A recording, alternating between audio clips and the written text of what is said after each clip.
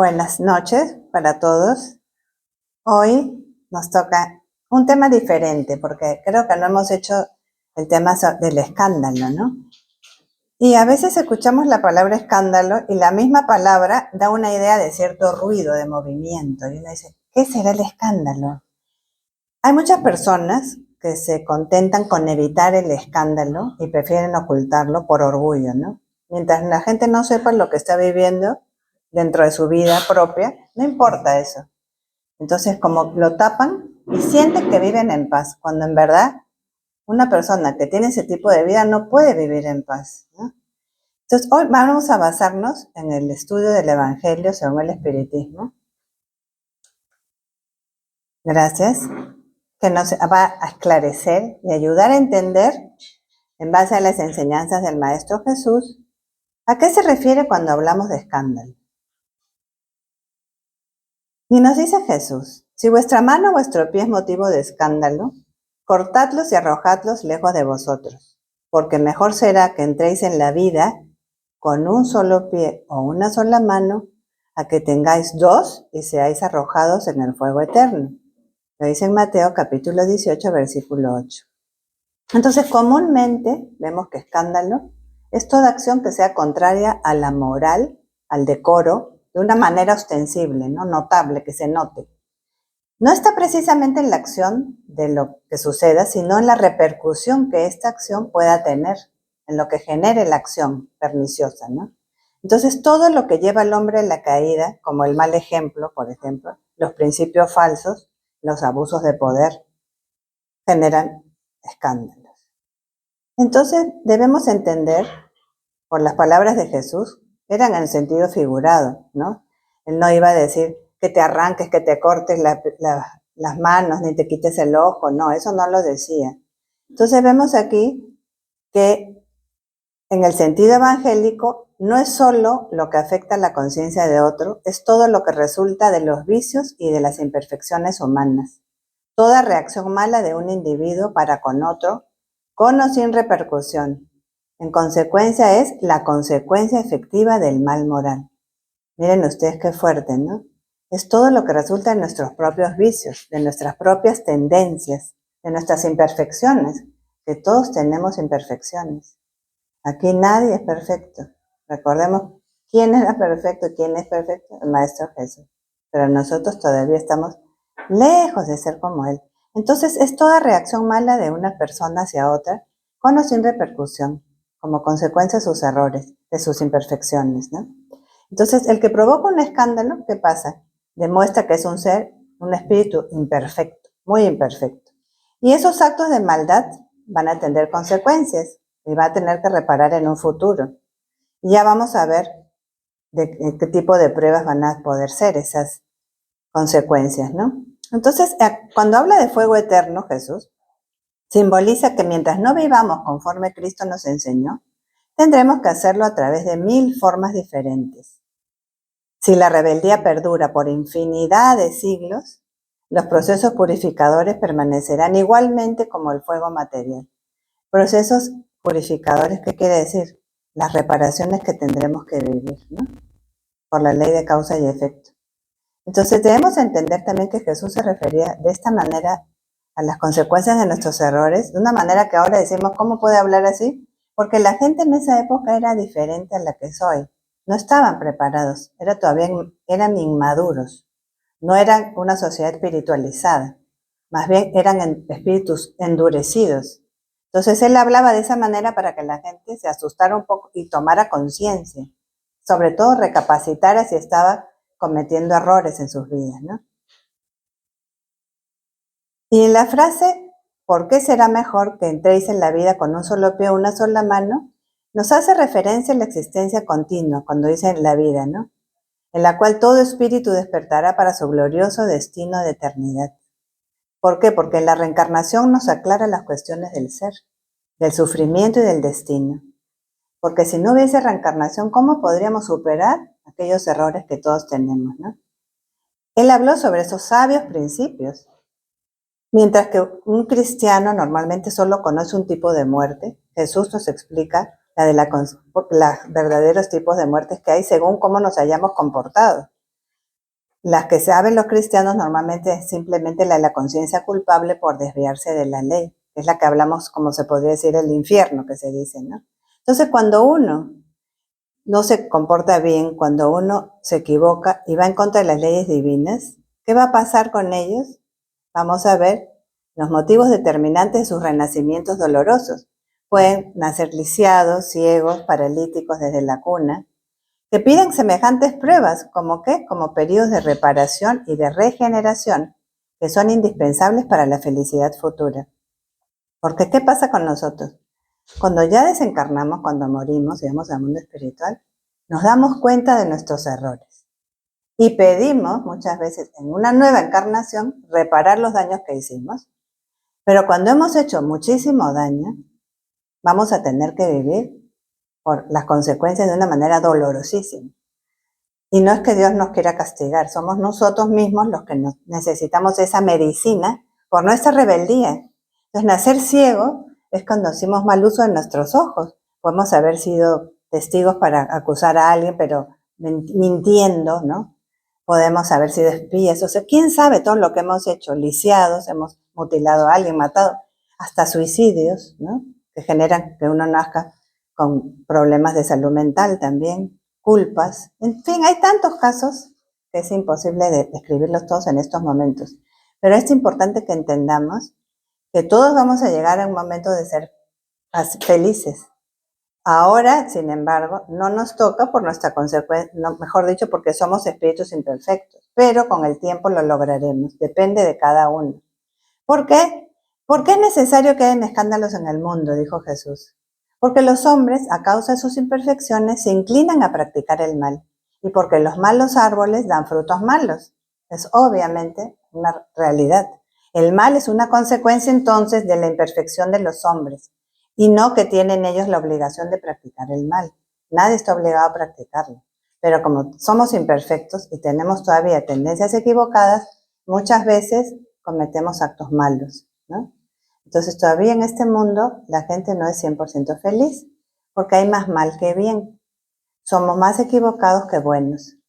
Y no significa que debemos sentirnos culpables, significa que debemos entender todavía que somos inferiores moralmente y espiritualmente. ¿Y qué debemos hacer? Mejorar, ¿no? Esforzarnos por ser mejores. De eso se trata. No de culparnos, sino de decir, yo quiero ser mejor, quiero cambiar. ¿Cómo hago para hacerlo, no?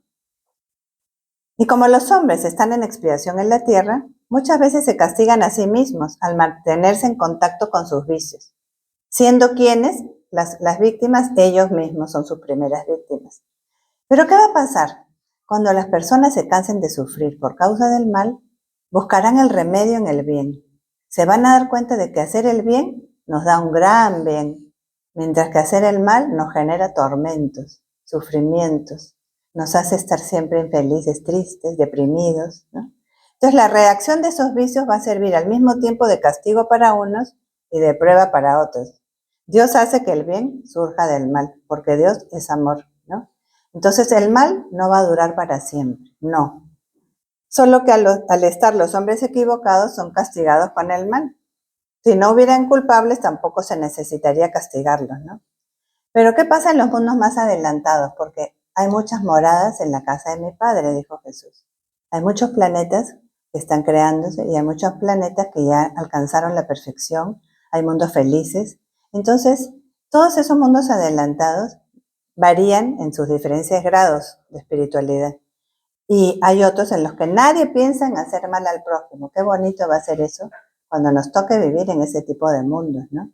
Todos son felices. ¿Y por qué? Porque son buenos. ¿Y aquí por qué somos infelices? Porque somos muchas veces equivocados, ¿no? Y muchos también son malos. Entonces, ¿cómo queremos ser nosotros? Queremos ser felices, ¿no? Y así va a llegar a ser la Tierra cuando haya progresado lo suficiente. Depende de todos nosotros también, ¿no? Y hay del mundo a causa de los escándalos, porque es necesario que vengan escándalos. Pero hay de aquel hombre por quien el escándalo viene. Como el mal siempre es el mal, aquel que aún sin saberlo ha servido de instrumento para la justicia divina, cuyos malos instintos fueron utilizados, no por eso ha dejado de hacer el mal, de modo que merece ser castigado. Tristemente cierto.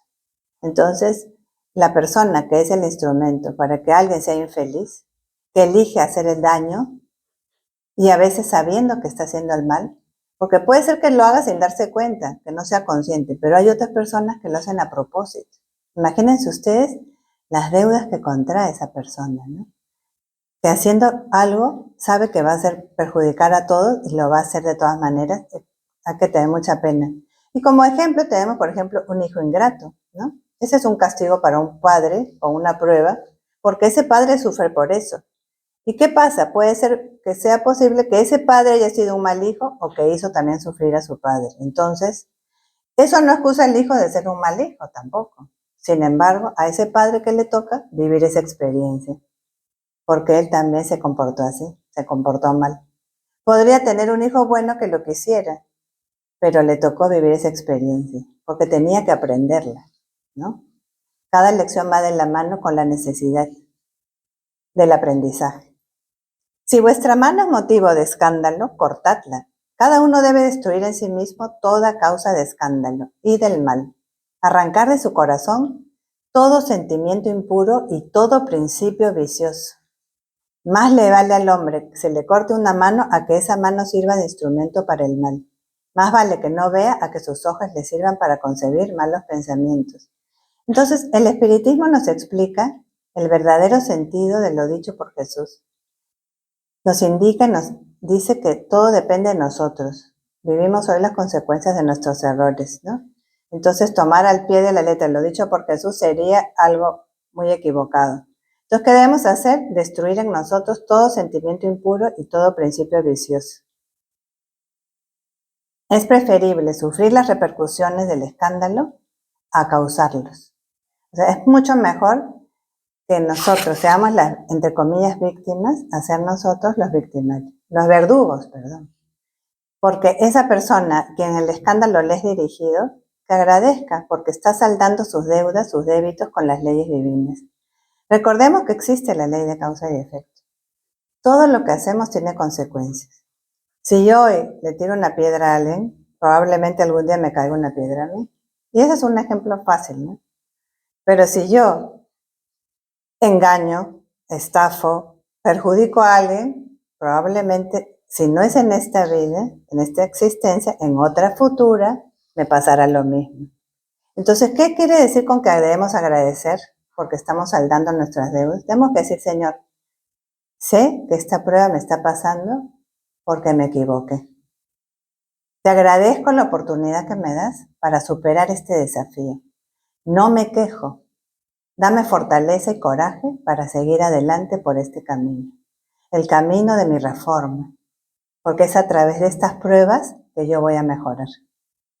Porque es como el diamante. El carbón se tiene que pulir, limar, no sé qué tantas cosas, o sufrir presión para crear un diamante, ¿no? Somos igual nosotros. Tenemos todavía muchas imperfecciones y tenemos que ir depurándolas. ¿Y cómo es que las depuramos? A través de las pruebas, de los desafíos, de las dificultades que nos tocan vivir. Entonces nadie es víctima. Todos somos deudores. De nosotros mismos. No debemos culpar a nadie de nuestros propios errores, sino simplemente decir, lo voy a cambiar, voy a mejorar. Entonces, como la causa del mal está en los hombres, es necesario que esto se perfeccione, todos nosotros, para que el mundo se vuelva mejor. Todos queremos que nuestro mundo sea un mundo mejor, ¿no es cierto? Y que se transforme por el amor y sea un hábitat de plena felicidad. Todos queremos que nuestra tierra sea así, donde todos nos queramos y respetemos. Pero ¿qué pasa con el escándalo? Muchas veces viene aquí la intriga, ¿no? Entonces, la intriga que genera es como un virus destructor que se multiplica rápidamente, aniquilando la organización de la que se nutre. Y es hermana de la traición, la intriga, imagínense. Han habido a través de la historia de la humanidad intrigas en todos lados, en palacios, en todos los lugares. El intrigante es un instrumento dócil de la oscuridad, ¿no? Que pretende mantener a la sociedad en ignorancia. Y el que intriga es un enfermo del alma, que tiene graves disturbios emocionales y morales. Porque una persona sana moralmente no va a estar intrigando, no va a estar haciendo cosas en contra de los demás. Al contrario, va a comprender y va a entender Pero ¿cómo es el intrigante? Es envidioso, tiene complejo de inferioridad, compite con los demás y como no tiene la habilidad para vencer, se oculta en la intriga, con la cual denigra al que se hace su opositor. Es perverso y trata de anular a través de cobardes calumnias. Esto lo dice Vivaldo Franco, Joana de Ángelis en Espíritu, en el libro Regocíjate en Dios. De ahí hemos tomado para esta conferencia. Qué interesante es todo lo que tiene un intrigante, ¿no? Porque a veces vemos a personas de ese tipo y no sabemos todo lo que hay detrás. Para que una persona se comporte de esa manera, ¿qué quiere decir? Que tiene graves disturbios emocionales y morales. Complejo de inferioridad, imagínense ustedes, compite con los demás. Y como, claro, no puede superar a los otros, tiene que ocultarse y hacerlo por detrás. Rebajar al otro para subir él, ¿no? En toda agrupación social, política, académica, religiosa, cultural o de trabajo y de entretenimiento, toda agrupación es víctima de intrigantes. Están interesados en disgregar, en separar.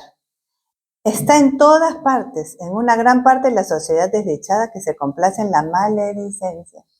Todos nosotros alguna vez hemos escuchado malos comentarios, siempre han habido, ¿no? Entonces miren qué triste es eso, ¿no? Que en todos lados esté la maledicencia. Entonces nos compete a nosotros hacer que desaparezca, que no siga habiendo esa maledicencia. Porque aquellos que acusan al prójimo indebidamente, que llevan informaciones malsanas, que los vigilan de forma implacable y los empujan al desánimo y al sufrimiento, son responsables por el mal que les vaya a ocurrir. Por ejemplo, ¿no? Este chico está ahí siendo acusado, están culpándolo, están hablando de él. Puede ser que no se haga culpable de nada y sin embargo, ¿qué están haciendo estas otras personas? Lo están acusando de una manera implacable. Él puede desanimarse, estar triste, sufrir y puede llegar hasta suicidarse por el mismo bullying que como pasa en los colegios, ¿no? En nuestra sociedad hay muchísimo bullying, porque estás gorda, que porque usas anteojos, que porque cojeas, siempre critican. Entonces, ¿quiénes son responsables? Somos todos responsables, porque estamos en una sociedad donde debemos empezar a darnos cuenta de esto. Este es un mal, como dije antes, es un virus que crece. Y debemos nosotros ser los que ayudemos a que este virus no se propague.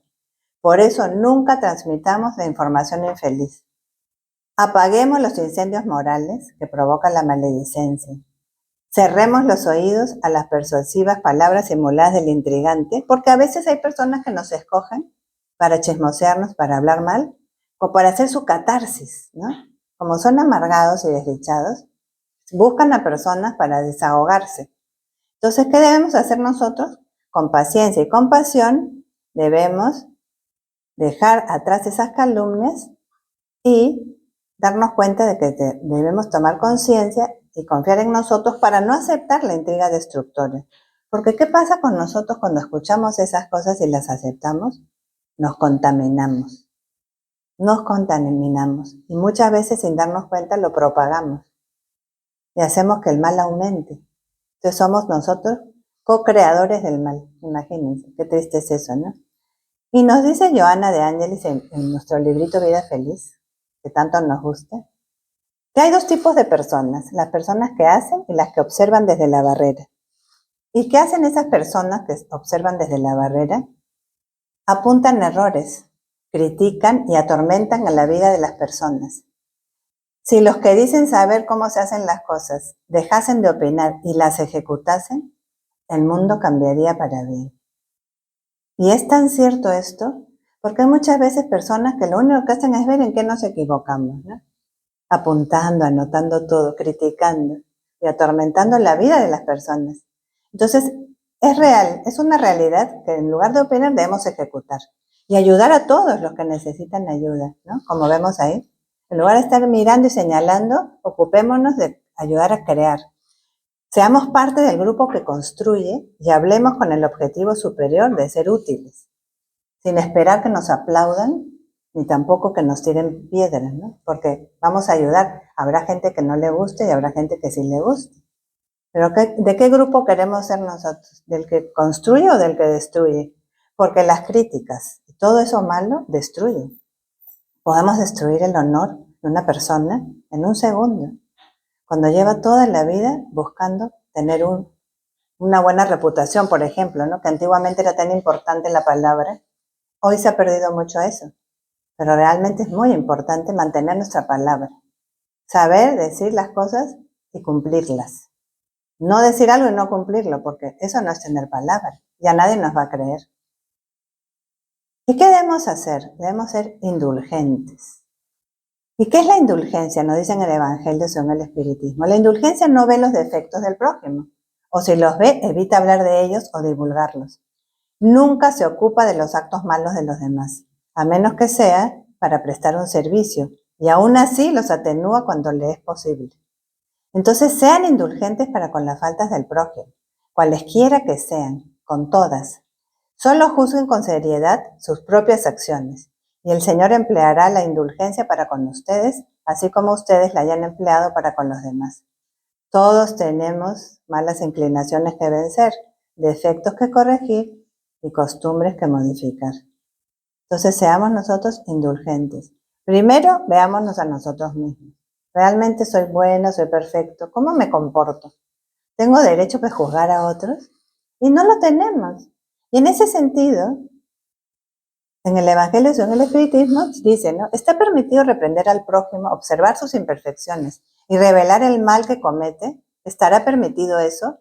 Como nadie es perfecto, se sigue de ahí que nadie tiene derecho a reprender al prójimo. ¿Y qué pensamos nosotros? ¿Tendremos derecho a reprender al prójimo o no? Y nos dice, no. Cada uno debe trabajar por el progreso de todos, sobre todo de aquellos cuya tutela se nos ha confiado. O sea, sí, depende. Por eso debe hacerse con moderación, con un fin útil, y no como la mayoría de las veces por el placer de denigrar, ¿no? Señalar para criticar. En este caso, la reprobación es una maldad, si se hace con un mal fin. En el primero, cuando se hace con un fin útil, por ejemplo, un padre corrigiendo a sus hijos, ¿no? O un profesor corrigiendo al alumno, en ese es un deber que la caridad ordena cumplir con todos los miramientos posibles. Entonces, y sobre todo la reprobación que uno hace debe hacerse la primera a sí mismo, ¿no? ¿Yo con qué derecho juzgo a alguien o repruebo si yo me comporto igual? Como siempre decimos con los padres, ¿no? ¿Yo cómo le puedo decir a mi hijo que diga la verdad si yo miento en mi casa? Si le digo, di que no estoy, anda y dile que voy a hacer tal cosa y no la hago, ¿no? O le digo a mi hijo, en una semana vamos a hacer esto, te voy a ayudar con este proyecto, y nunca lo ayudo. Entonces ese hijo jamás me va a creer. Entonces no puedo, no voy a ser una persona seria ni correcta, ni en mi familia ni en la sociedad. Entonces sí se puede observar las imperfecciones siempre y cuando sea con un fin útil, para ayudar al otro a mejorar y a corregirse. Y en tanto yo tampoco tenga esos defectos, ¿no? Y en la pregunta 792 del libro de los espíritus, pregunta Allan Kardec a los espíritus superiores: ¿por qué la civilización no realiza de inmediato todo el bien que podría producir? ¿Por qué será que todavía esta civilización no realiza todo el bien que podría producir? Y responden los buenos espíritus superiores: porque los hombres todavía no están preparados, no tienen la capacidad, no estamos preparados, ni dispuestos a obtener ese bien. Todavía no sabemos valorar. Y como ejemplo, aquí tenemos un ejemplito pequeño. Este es Harvey Weinstein, un ex productor de cine de Estados Unidos. Fue acusado de abuso sexual en el 2017. Este fue un hombre que tuvo muchas denuncias contra él que impulsaron a las personas a compartir sus experiencias de acoso y agresión sexual. Y el impacto del escándalo pasó a llamarse el efecto Weinstein, Me Too. ¿Qué quiere decir? Que la gente comenzó a decir todo lo que había pasado en sus vidas, a desahogarse y a combatir estas agresiones, ¿no? Porque son escándalos que se dan. Y ese señor ha sido un instrumento para generar escándalos y ha dañado a muchas personas. Y así como él, hay muchísimos que no se escuchan. Pero tenemos que entender que cada vez se van a descubrir más las cosas porque la gente ya no aguanta. La gente quiere descubrir y ayudar a mejorar las cosas, ¿no? Estas mujeres superaron su vergüenza y comenzaron a unirse para juntas salir adelante y sentirse mejor, porque cuando uno saca lo que tiene que le hace infeliz, se libera también. Entonces aquí es importante que aprendamos a domarnos a nosotros mismos, domar las malas inclinaciones, ¿no? Para vencer ese cáncer devorador que consume a toda la sociedad. Y es necesario que el ser humano se renueve y renueve el material impreso en su inconsciente, sustituyéndolo por la adquisición moral de la armonía íntima. Por más que obstinadamente se desee permanecer en los sentimientos perversos, es imposible huir de los efectos desastrosos de las pruebas y expiaciones purificadoras. Entonces debemos desarrollar en nosotros, ¿qué cosa? La fe, la esperanza, la caridad, el amor, todo eso que nos hace hombres y mujeres nuevas. No olvidar nunca el amor a nuestros corazones. Dominarnos a nosotros mismos es vencer esas tendencias que traemos, superarlas a través del autoconocimiento. Y como nos dice Joana en Regocíjate en Dios, vive siempre con elevación y honradez, para que tus días sean largos y saludables.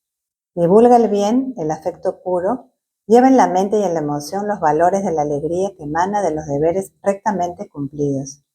Jesús recomendó la vigilancia y la oración como terapia preventiva y curadora para una existencia digna y feliz. Entonces depende de nosotros que nuestros días sean sanos, sean largos, que vivamos tranquilos, con la mente equilibrada, con la alegría que nos ayuda y nos hace entender que es bonito vivir felices, ¿no? Jesús siempre fue feliz. Dentro de todo lo que vivió, siempre estuvo tranquilo, sereno. Y eso es lo que nos invita a compartir entre todos, ¿no? Y para ayudarnos a eso, que vigilemos y oremos. Porque cuando estemos con pensamientos negativos, cuando estemos tristes, cuando creamos que nos vamos a deprimir, una oración bien sentida nos va a ayudar a conectarnos con los buenos espíritus, como nuestros ángeles de la guarda, nuestros espíritus protectores. De ahí la importancia de la vigilancia, ¿no? Para tener esta terapia preventiva y curadora. Qué bonito. Terapia preventiva y curadora. ¿Y quiénes son los principales médicos de nosotros? Nosotros mismos. Tenemos nuestro médico interior. Y tenemos el apoyo del Maestro Jesús, de los buenos espíritus que están hoy aquí acompañándonos. Entonces depende de nosotros que nos conectemos con ellos. Así que muchas gracias por su atención y esperemos que puedan haber entendido un poquito de esta conferencia.